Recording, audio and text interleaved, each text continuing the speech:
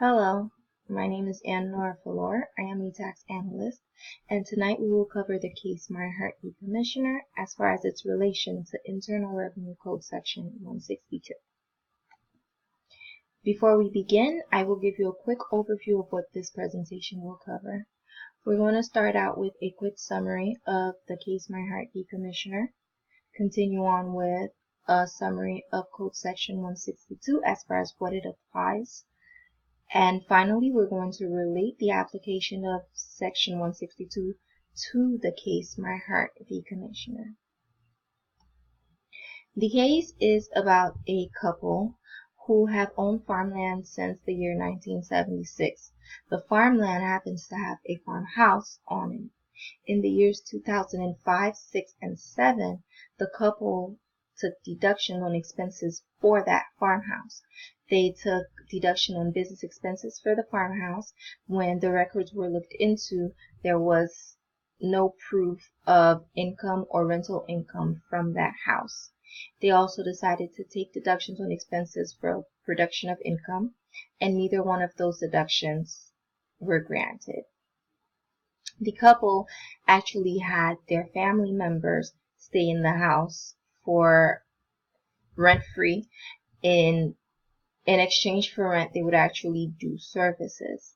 When those services were looked into, there were no values for, there was no numerical value for the services. And rather, there was no paperwork actually valuing the services done to the house in lieu of rent.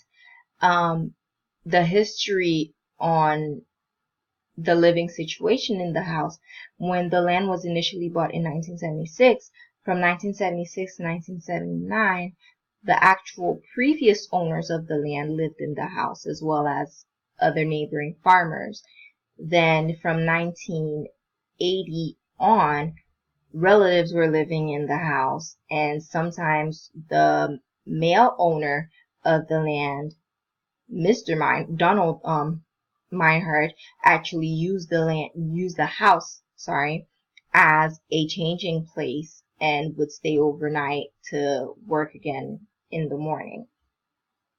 If we go and look at Code Section 162, it states that deductions are allowed for ordinary and necessary expenses in a trade or business.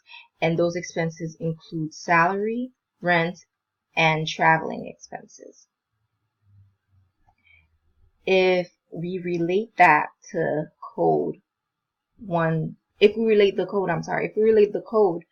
to the case Meinhardt v. Commissioner, we can tell that there's kind of a hole there. The couple has not been renting the house out. According to the case, the land itself has actually been rented out and not the actual farmhouse. The couple, for the years 2005 to 2007, have decided to take deductions solely on the house in addition to the actual expenses that they've incurred, deductions on the actual expenses that they've incurred on the land. The land is really what their trade or business is. When the paperwork was looked into for all the expenses for the house, something was not sticking. There was something that was out of place.